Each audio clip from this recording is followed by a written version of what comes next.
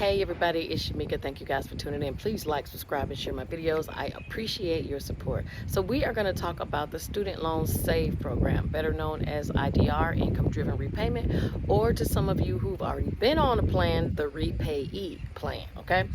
The Student Loan Save Program, a lot of you have asked me if I would do it. I'm going to tell you some of the great things about it, tell you some of the things I don't like about it. We're also going to talk about the Fresh Start Initiative. A lot of you probably have not heard about that, but if some of you have defaulted on your loans and are still in the default, Fresh Start Initiative may be something you might want to consider. And then lastly, I'm going to end off with the things that I don't like about it, just so you guys can be clear, because y'all know the real small, fine print. Y'all see it? You see how far down I've gone with my hand? That's how far down that information is that y'all probably don't even get to see. So I'm going to reveal a couple things about the Save program you may not even know about. So let me get to a couple things that I do like.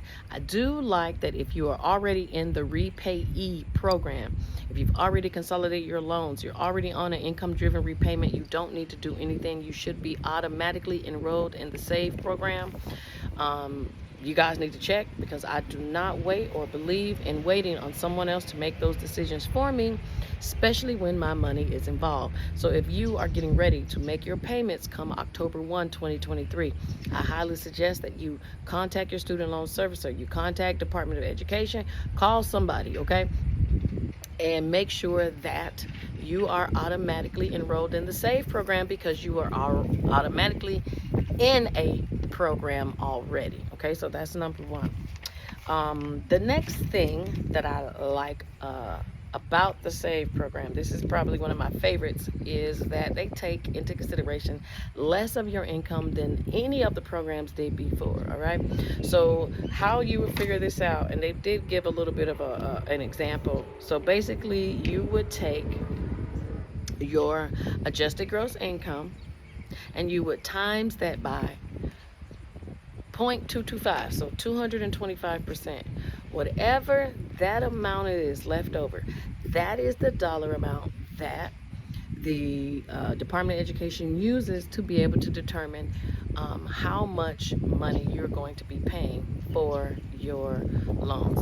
So again, if you're not sure what your adjusted gross income is, all you need to do is go and get your tax returns, look at line 11, and whatever that number is, okay, you're going to take that number and times it by 0.225. 225% is what it is exactly, and that amount left over is what they use to determine how much of your income is going to be counted when it comes to determining your minimum monthly payment. Now, I highly suggest everybody do this, okay?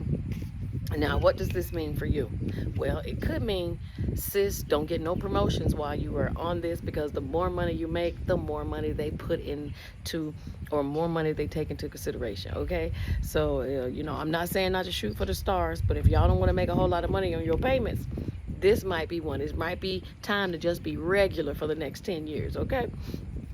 So 225% of your income. Another thing I like is if you're married, you do not have to file together, which is something that they use to make individuals do. You two married individuals can go into the SAVE program separately. It can be based off of your income separately. I know a lot of married people who file separately. Now, I don't have a problem with that. I still think that is fine. But here goes something that you may not know. If you are married and you have children that are in college or getting ready to go to college, and they need your income, married parents, to decide how much financial aid or student loan they're going to receive, if you try to submit two separate tax returns, the school is going to reject it and say you two must amend your taxes and file together. That is something that they are not talking about here in the SAVE program, because if that happens, then that changes your payments, okay?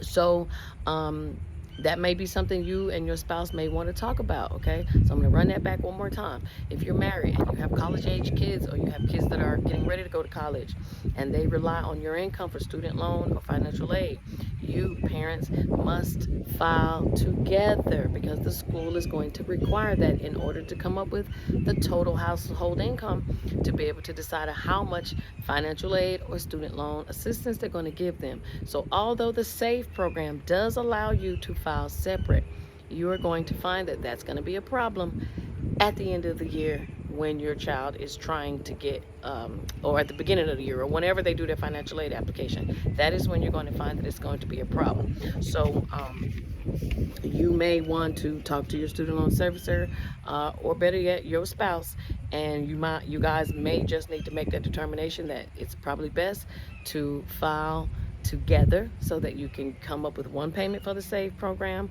and then you don't have to worry about amending your taxes later for your children if they need financial aid or student loans. Okay, so that's something that they don't tell you guys about. All right, let me get to another thing. Another thing I love about the SAVE program, and this is probably all of the student loan programs, is again, the more dependents you have, you know, the more the larger your household is, the smaller your payments become, because the more dependents you have, they base it off of your income, then the smaller your payments can get. So there are a lot of people, someone has already contacted me now, one of you guys who watched, and said, hey, I got a letter, I applied, I'm making $0 payments, thank you for the information. So you're very welcome. So for anybody else, don't be afraid to do your application for the SAVE program, because you may find that you don't have to pay anything. And yes, you can be on the SAVE program for the whole 10 years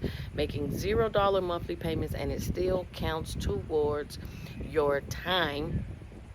And although you're not making any payments, at the end of 10 years, your loans can still be discharged or dismissed, even though you didn't make any payments. It's just par for the course. You met the requirements. All right, so what does that mean for some of you? Well, for some of you, that means y'all need to go out and find some other dependents. That means individuals in your family or your household that are on Social Security that normally don't file. Those individuals probably are going to be your dependents, so that you can make sure that your minimum monthly payment is small, if not at zero. Okay, so you might need your kids, the neighborhood's kids, your grandma, your parents, you might need to start collectively getting a whole bunch of information from people and making them your dependents for the next 10 years, so that you also do not have to pay a lot on these student loans. Okay, now y'all know I be half joking and half telling the truth. Y'all got to figure out which part is which, but I'm just throwing out ideas because I do taxes and I see a lot of things. So this is one of those things that I see and that I know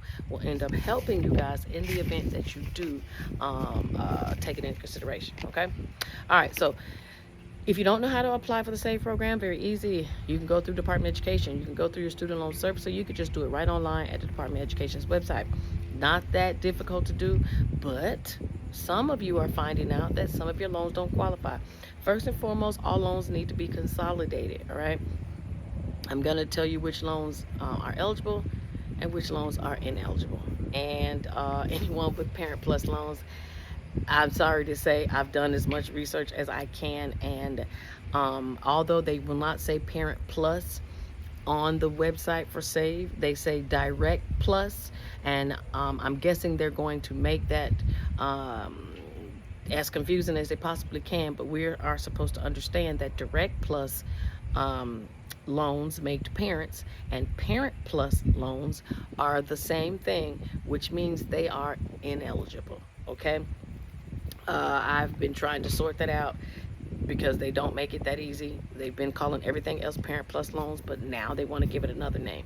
All right, so here are the loans that are eligible. They are your direct subsidized loans, your direct unsubsidized loans. Those are your traditional standard student loans that you get when you are in school. Direct Plus loans made to graduate or professional students. Okay, so Direct Plus loans made to graduate or professional students, and direct consolidation loans that did not repay any Plus loans made to parents. So if you have a direct consolidation loan and it is not a part of the Parent Plus loans, then those loans can also be included. All right, so subsidized, unsubsidized, direct consolidation loans, and any Direct plus loans if you are a professional or a graduate student. Those are the loans that are eligible. Here are the loans that you need to consolidate in order to become eligible. That would also be your subsidized federal loans, the Stafford loans. Those are probably the most popular that you guys see, as well as the unsubsidized federal Stafford loans, okay? They call them FFEL. So most of you who have gotten student loans, they're probably going to be subsidized or unsubsidized, but they're usually the federal Stafford subsidized or unsubsidized loans, okay? If you don't know which type of loans you have, you can just type on Google the National Student Loan Database. The National Student Loan Database. You should be able to search yourself and be able to see the type of loans you've gotten and the dollar amount, right? If not, you can always call your servicer. Other loans that must be consolidated, but they do qualify, are FFEL, that's the federal loans, plus loans made to graduate or professional students. Same thing, same loans as before. And then the consolidation loans that did not repay parent plus loans, and then it says also federal Perkins loans. I don't find or hear about too many people getting federal Perkins loans, but if you have them, they qualify, they just have to be consolidated. You can do the same loans, the plus loans, as long as they're to graduate or professional students, they have to be consolidated. And the consolidation loans, as long as they did not pay any parent plus, those also have to be consolidated. Loans that are ineligible for, hold on. Here are the loans that are ineligible, okay? Direct plus loans made to parents, parent plus loans. Direct consolidation loans that repaid plus loans made to parents, parent plus loans. FFEL plus loans made to parents. Shall I say it again? Parent plus loans. And FFEL consolidation loans that repaid plus loans made to parents, and any loan that is currently in default. All right, so basically parent plus loans. All right, and I'll get to any loans that are currently in default. But yes, if you are currently in default, then you need to look at applying for the Fresh Start Initiative, and I'll get to that in a second. Okay, so basically y'all heard it. All loans qualify consolidated except parent plus loans, Perkins loans. Okay, most of y'all probably won't hear of a Perkins loan at all. All right, so let me, because y'all know I'm looking at my notes really quick. All right, so it says that once you enroll into the SAVE program, you will see it reported on your credit, your new payment amount. If you guys are concerned, I know a lot of you call me because you're saying, hey, I consolidated my loans are still on my credit from when they were issued separately, and now I consolidated, and now that's on there. That is okay. You may find loans on your credit report that are from single disbursements. You may also find loans on your credit report that are from the consolidation. Your credit report is just a report of things that are happening on your credit. So it's okay that it is on there. Trying to make them remove it or delete it because they are consolidated is probably going to make you frustrated, because the 9 times out of 10 it's not going to happen, because it doesn't hurt your credit. It is just there as a record, okay, that you were issued student loans. Now, let's see what it says. All right, if you guys don't know your information to get your taxes, you guys know you can go to irs.gov. You can get a copy of your transcript. I've told you guys the IRS website is like top tier now. They are trying to make some improvements, so you should be able to go right on there and print out your transcript, and you will see your adjusted gross income. It may not show on line 11 like it does on your regular taxes, but you still will be able to see your adjusted gross income, okay? So you don't have to worry about not having that information, okay? Let's see. It says, as of July 23, any unpaid interest on your loans, it will not be added to your principal when you leave the IDR plan. Only if you're in the IBR plan. A lot of people are not in the IBR. I forgot what the B stands for. Oh, sorry, income base. I forgot that when I was in school, that's the one I was on. There was no IDR at the time.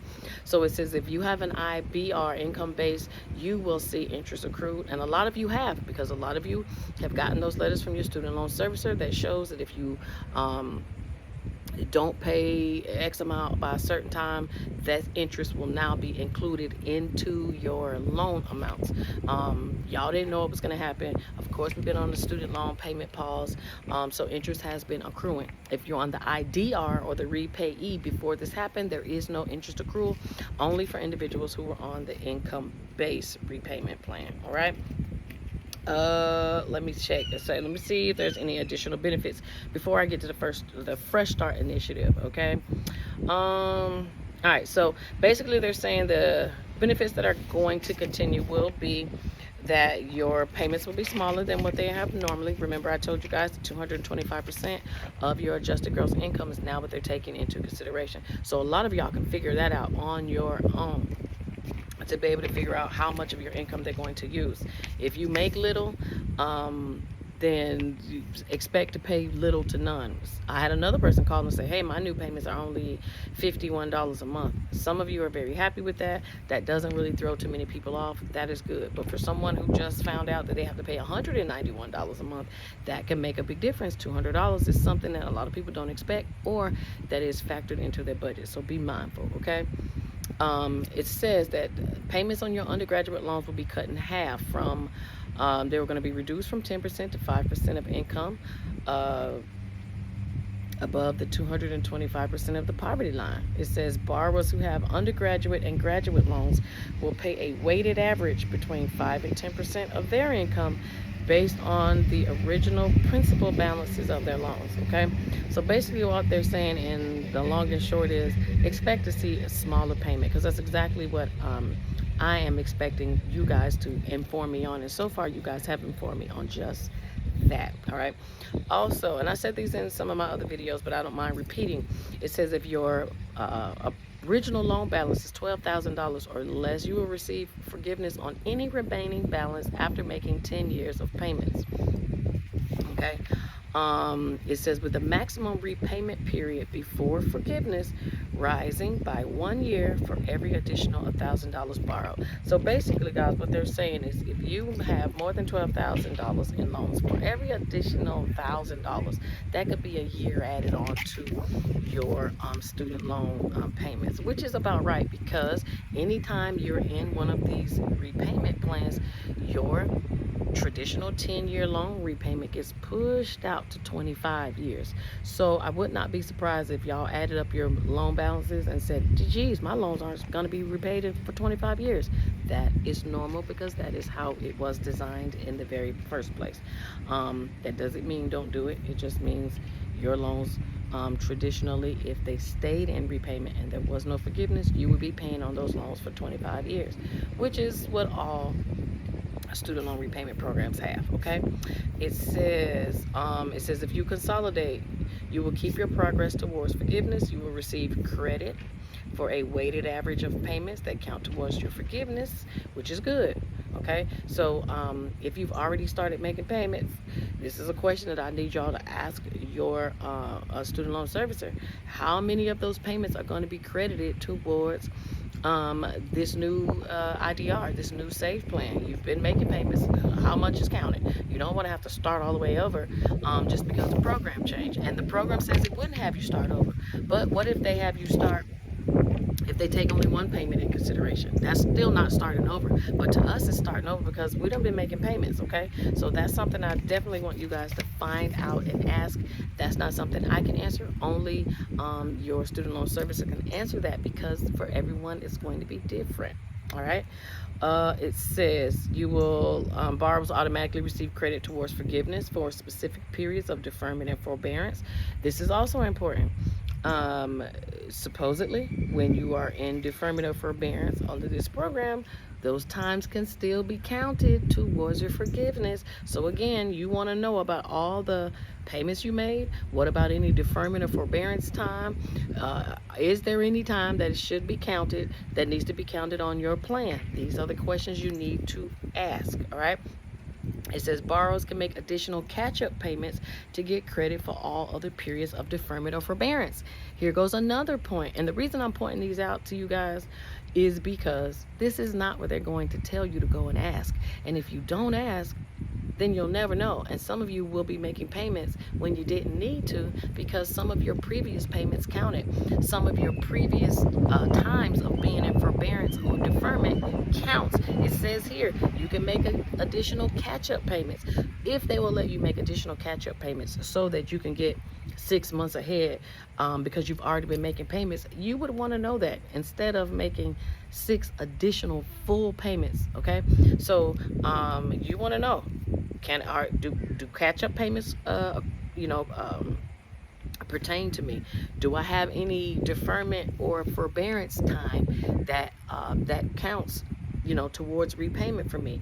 And do I have any payments that I've already previously made that counts towards my forgiveness? Those 3 things you definitely want to know. All right, and then last but not least, it says borrowers who are 75 days late will be automatically enrolled in IDR if they have agreed to allow the Department of Education to securely access their tax information. So did you hear that? So if you guys give the Department of Education the right to see your tax information where they can go and get it themselves, they are saying that they will automatically enroll you in the IDR, because the only thing they need to put you in the IDR, 1, is for you to consolidate, and 2, to have your tax information to be able to decide your monthly payments.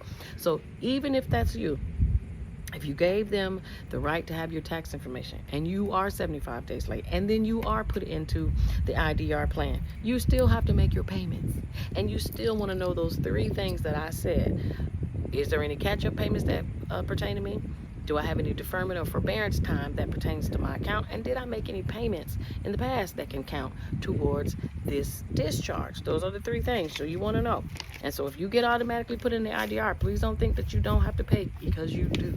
All right. You guys also want to make sure your address is good. Why? Because a lot of you are going to miss stuff. Why? Because tax season is going to be coming around, and the main reason why people don't get their money, or the main reason why your tax forms are delayed, is because the addresses are incorrect. So if your information is wrong at tax time, I am sure it's going to be wrong here at 1 October 2023. So if you have moved, plan on moving, change your address so that it matches, so that you can find out what you owe, because what you don't want is to mess up your opportunity to be in this plan. Okay, now let me move on to what I wanted to discuss is a couple things. Let's talk about this Fresh Start Initiative. Okay, the Fresh Start Initiative is a plan for individuals who have defaulted. Okay, so if you've already defaulted, all right, you can, as a one time, the government will allow you to take advantage of the Fresh Start Initiative. Okay, but here's the drawback, and I'll get to what that is in a second, but I need to tell y'all first. If you get in the Fresh Start Initiative and you default again, you do not have another life raft. You only get one time to use the get out of jail free card. Okay, and the get out of jail free card is the Fresh Start Initiative. So if you mess up your opportunity, you will not have another opportunity to use this. So I don't want you guys to mess it up. All right, so it says the Fresh Start is a one-time temporary program from the Department of Education that it offers special benefits, and it really doesn't offer y'all special benefits. What it does, though, is give you back the right to do anything that everybody else is doing, and I'll tell you what that is. Okay, all right, so first off, if you want to get in to the Fresh Start Initiative, you can do it in one of 3 ways. You can write the Department of Education. I don't recommend you do that. You can call the Department of Education. I would do that. Or you can call your student loan servicer if your loans are with them. I would also do that. Tell them you want to be a part of the Fresh Start Initiative so that you can get yourself out of debt and get back on track like everyone else. All right, so here is what happens. Your loans get transferred out of default. They get put back into the regular pot like everybody else, and you get all of the same rights as everybody else. What rights am I talking about? I'll tell you in a second. They will also, with this Fresh Start Initiative, listen to me close, they will remove the default from your credit report. A lot of y'all need that. A lot of y'all are trying to buy homes, but you're defaulted. You did not handle your student loans. Everything else may be okay, but you need to get on this Fresh Start initiative so that they can remove the negatives from your credit report, and so that you can now be in repayment status versus default status, okay? They are going to basically do the same exact thing that they're doing with the IDR, the SAVE program. They're still going to do the 225% of your income. The difference is you cannot miss the payment. You cannot default again, or you will not have another life raft, unfortunately. Meaning, your loans are going to stay in default. The marks are going to stay on your credit. And then you won't have any of the access to these benefits. And I'm going to get to them right now. Okay, so if I didn't already say, they do the same qualifications. They do the same 225%. The more people you have in your household, the larger your household number, the smaller your payments will be. So you definitely want to get that. But here are the benefits of being in the Fresh Start initiative. You get to have access to student aid again. A lot of you guys, and y'all know I tell you, if you need a quick way to get on your feet and you're struggling, go to school, okay? Get you a student loan, get you financial aid, something to help you get out of the mud temporarily while you're in school. And if I'm going to owe anybody, I'd rather owe Uncle Sam than Capital One, Discover, Chase Bank, Bank of America, American Express any day, okay? So you get access to federal aid again. A lot of people need that. So if you are thinking about ever doing this in the future, using aid to get on your feet, make sure your loans are out of default.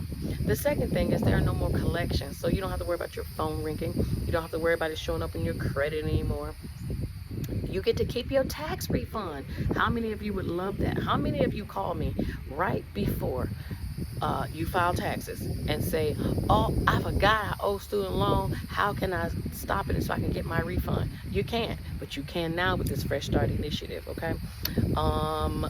Social Security benefits will not be withheld, okay? I haven't seen that happen too much, but it can. And like I said, no collections or anything will be placed against you. You get eligibility for other government loans. So if there are other government programs, which there are, especially if you're trying to get a home, that's a government program. A lot of people don't know that, but when you go to buy a house and you're using that federal program, that's a federal program that requires that you be not in default on any other federal program before they give you money. All right, so don't think that you are not going to pay these student loans, but then turn around and ask the government to give you a house. Uncle Sam wants you to take care of him on the front end and the back end, not one way or the other, all right? Another thing is they stopped reporting you in the Kyber system. I told you guys that there is Equifax TransUnion and Equifax TransUnion Experian. That's for your personal credit report. But when it comes to the federal, there's Kybers, and that is where they report all your federal debt. Okay, so if you owe IRS, if you owe student loan, you owe child support, you owe Social Security, it's showing in the Kyber system. That is where you don't want to be, at least on the bad side. All right, so it does stop that, which is great. And also, by you being in the Fresh Start initiative, it gives you the opportunity to rehabilitate the old loans. Basically, meaning it gives you the option to have a program that will work with you with the debt that you had and give you a new plan. Basically, the SAVE plan or the IDR, okay? No credit reporting, all right? So what I do like now, it says that they will go back and remove all the defaulted remarks that they put on your credit when you enroll in the Fresh Start initiative. So if you've been negative for 2 years, 2 years of negative reporting comes off of your credit just by signing up for the Fresh Start initiative, because it goes back and it backdates all of your negative reporting associated with the loans that are included in this. And now it looks as if you weren't so bad. You may get a little boost in your score, maybe not much depending on how old it is, but you get a little boost in your credit reporting, your credit score, because your credit reporting looks better. And that's probably the biggest thing. But here goes some of the drawbacks. So y'all know they point out all the good stuff, but then they don't tell you. All right, so let me tell you which loans are eligible. Any defaulted FFEL. It says any William D. Ford federal direct loan, any defaulted federal family education loan, and any defaulted Perkins loans. Now, y'all remember Perkins loans, it said that Perkins loans couldn't even be in the SAVE program, but you can do it here under the Fresh Start Initiative. All right. So please be sure that you know the differences between which loans is which. So if they tell you you don't qualify for IDR, turn around and say, well, can I do the Fresh Start Initiative? Okay. Even though it's going to be handled just like the IDR, sometimes you got to use different words to get people to do different things. Okay. Who is not eligible?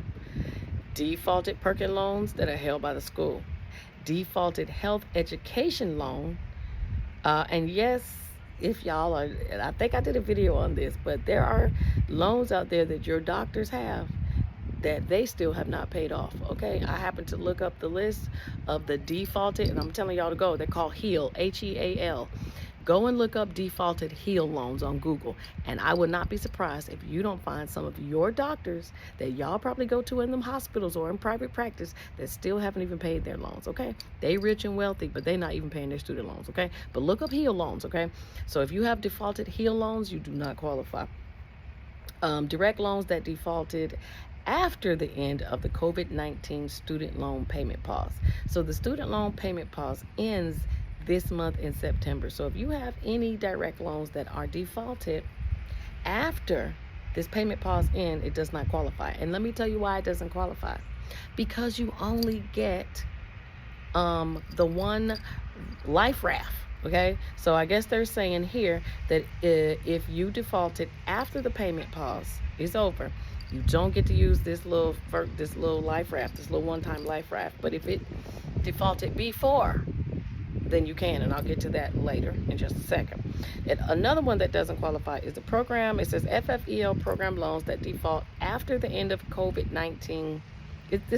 So direct loans that are made after the COVID-19 student loan payment pause ends, or FFEL program loans that default after the end of the COVID-19 student loan pause. All right. So here's what it says. It says program loans that default during the COVID-19 payment pause will be taken out of default as a result, okay, of the expansion of the COVID-19. So it says that default, all right. So if your loans default during the payment pause, they are not eligible for Fresh Start. Now, but that's FFEL program loans. But then it says up here, FFEL program loans that default at the end of COVID, they also don't qualify. So basically, if you have loans that have defaulted during the past 2 years from 2020 on, don't quote me, this is what it's saying here. It looks as if your loans will not qualify for Fresh Start. Doesn't mean they don't qualify for IDR. It just doesn't qualify for the Fresh Start Initiative. I think that's crazy.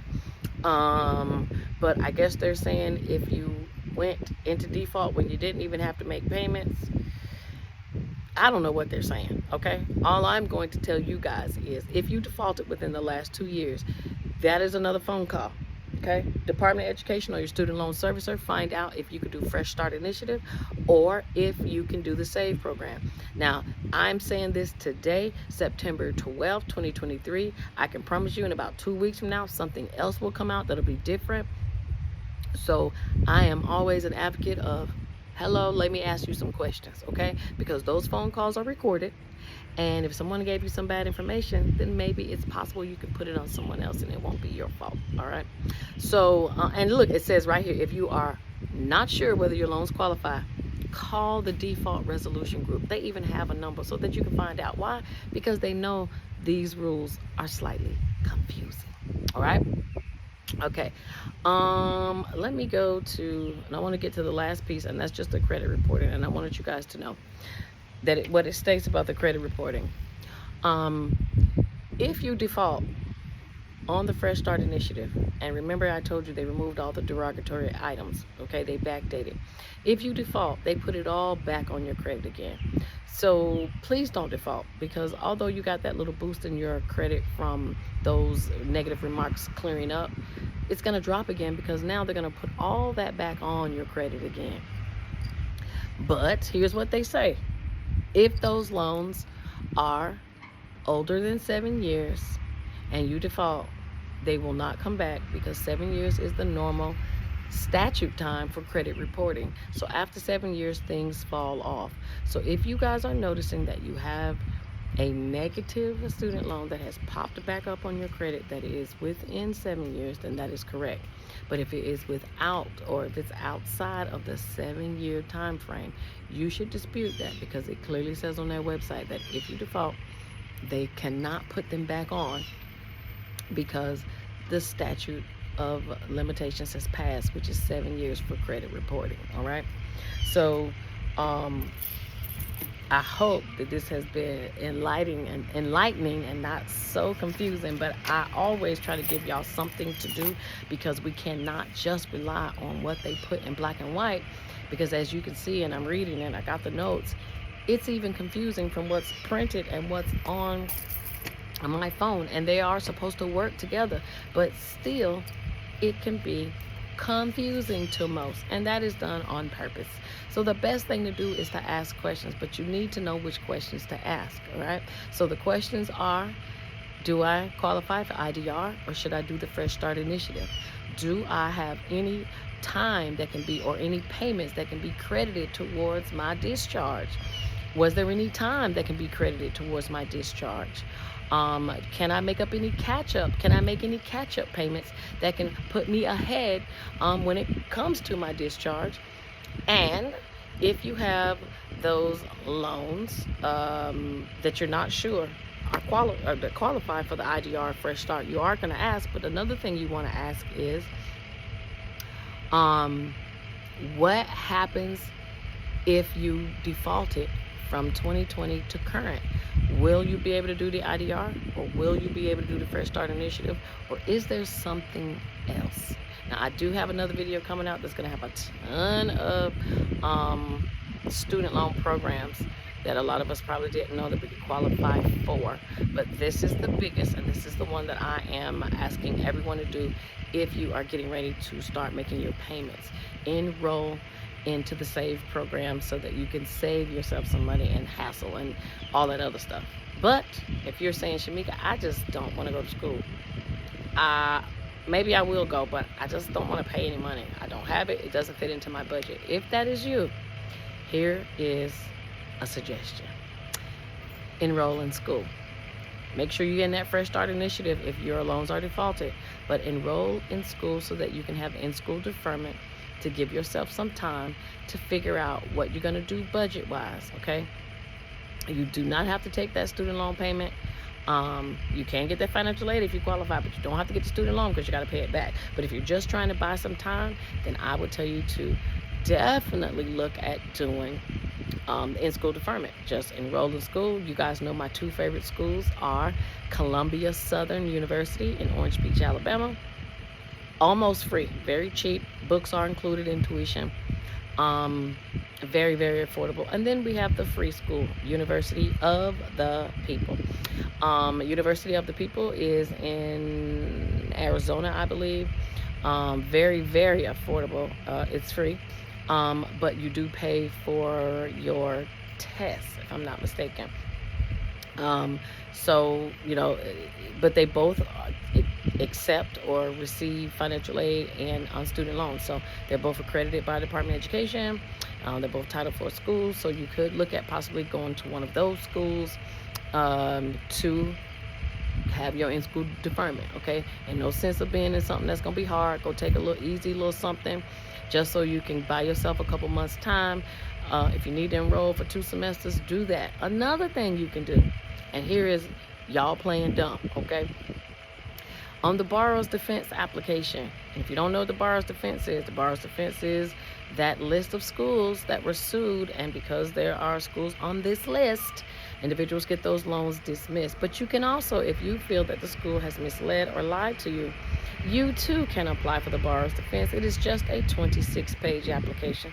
Just a 26-page application. But you can apply for this a borrower's defense and then submit it to the school. Okay, no, excuse me, let me take that back. Submit it to the Department of Education. Once you submit it to the Department of Education, it says on the last page, this is before you submit it, would you like your loans to be in forbearance while they make a decision? Hell yes, because if those loans are in forbearance, yes, you might be accruing interest, but you do not have to make any payments until you figure out what you want to do, or until they say you do not qualify, do not collect $200, go to jail. Okay, and no, you won't go to jail, but yes, you will have to start making those payments once they say you don't qualify, but at least it bought you some time. Okay, now if you want to be real slick, do the forbearance with the form and then turn around and enroll in school once they deny you. Okay, that buys you some time. Now, do we have to sometimes jump through hurdles to make life a little bit more easier? Of course. It's called struggle. All right, I was a forever student. I knew I was never going to pay any of my loans back. So I made sure that no matter what, I was always in school. And I made sure I took the full-time amount so that or half-time or whatever it was, 3/4 time, so that I made sure that that it qualified, that I didn't have to make my payments back. And that's exactly what I did for years until I figured out my plan to get my loans discharged. And I would say that you guys should do the same thing. Okay, I know this is a longer video for me. Glad. I hope you guys stayed with me in this time. But look at Columbia Southern. Look at University of the People. Go and enroll in these programs, in these schools. Fill out the borrower's defense application and buy yourself some time if you are not ready to make your payment. If you think you are ready to make your payment, go and enroll in the SAVE program and find out what your payments will be. Once you find out what they are, then you can make your decision. Okay? I hope that you guys have learned something in this longer video, but this was a lot of information to get out, and to give you guys the information that you needed. So I will talk to you guys soon. Please like, subscribe, and share. Talk to you later. Bye.